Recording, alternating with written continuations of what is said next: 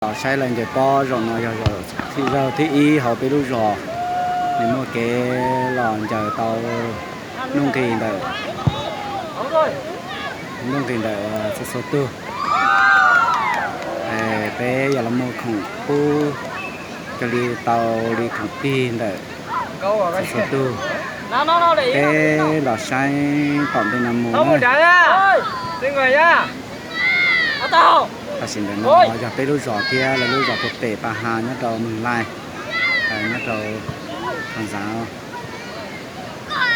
thì bé ta toàn giờ này ô tô ta tỏ là trình giải giờ chờ nhất đầu xong ó xin đừng on để nó chỉ có tiền lên tiêu giờ từ là tao là tao khắc phục đi ta xin nó chỉnh nhất trong đấy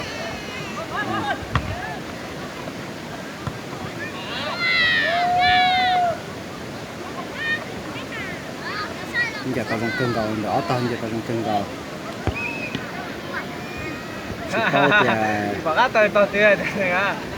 ta xin nó này từ giờ tới toàn giờ tao ít lưu lại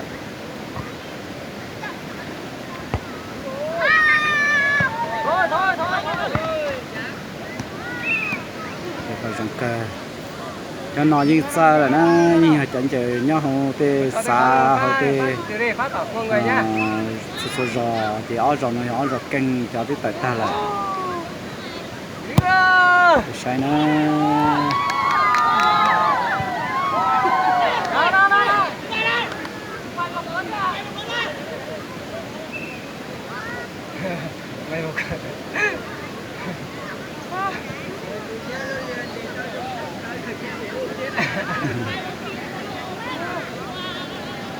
giờ tao sai cơn á loại gì cơn cầu đèo giờ nó để lúc giờ vinh nhựa giờ mua y giấy quả pha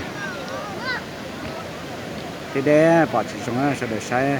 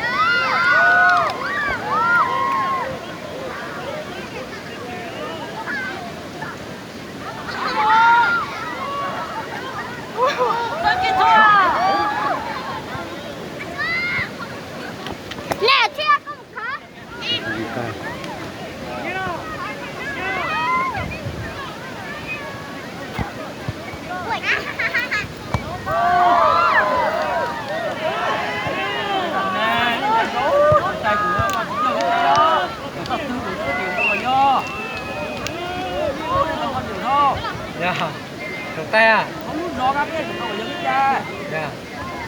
Có chỉ nhỏ đó. Trồng tay xin thuế. Trồng tay thuế.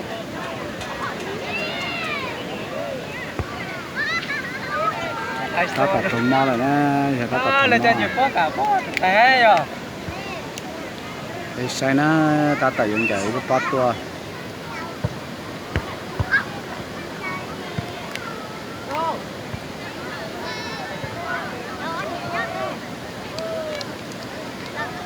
vậy cái pot tua thì chúng ta to lại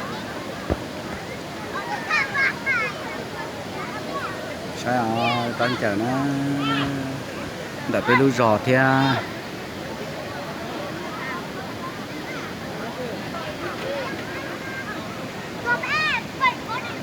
nó toàn chờ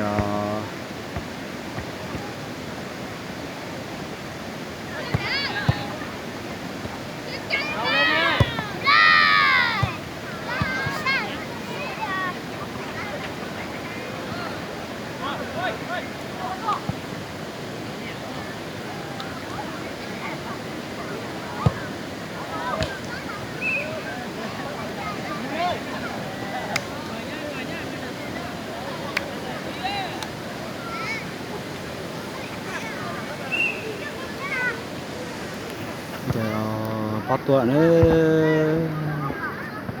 sẽ đánh chơi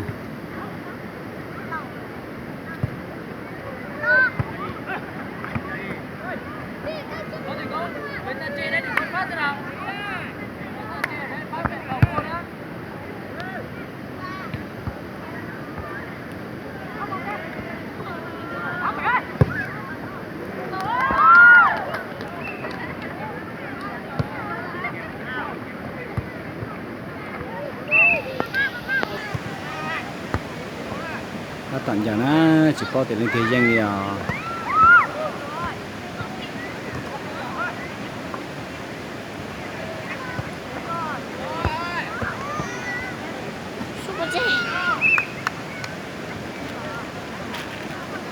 cái sai mùn chỉ toàn tay xe nhiều đồng trả nữa ít ra và từ giờ mua không đi thấy hắn từ riêng lại cũng do cho là cái sẽ được xem của toàn đây có toàn cái lưu thế đó gà alu là nó dùng nó thì alu là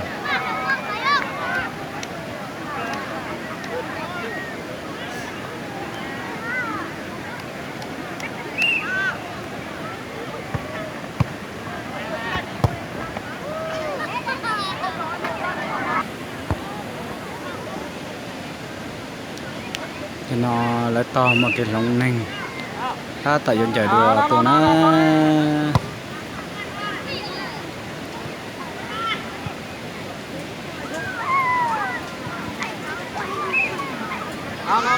sai à cái sai là nó sư chỉ bao tiền nữa sau đó thổ tư để cái sai nó thổ tư sau cũng mà họ cho cái sai đùa Giờ con phải nè. Đây, đây.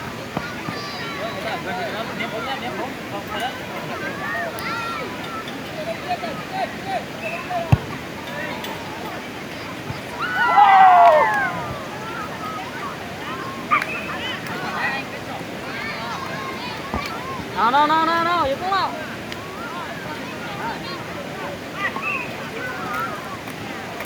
như chỉ ở trong gì nữa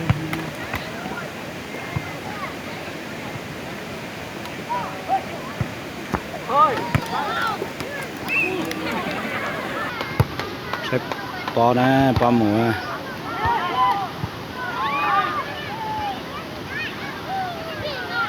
Nào, đang xuống nào. Nào, giờ cũng nào. giờ tao trong cơ liệu Rất kịp thời. Nào, giờ cũng nào. giờ tao trong cơ liệu ở tao nó như chân giờ cơ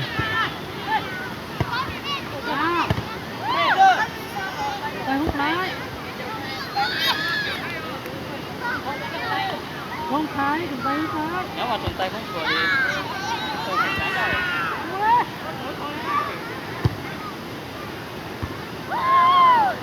giờ tao trong cơ liệu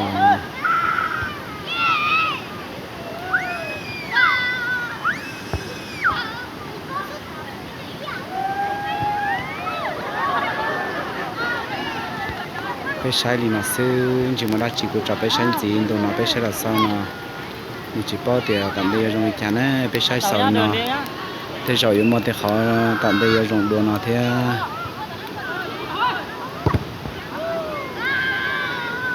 cái sai thì nó sẽ đây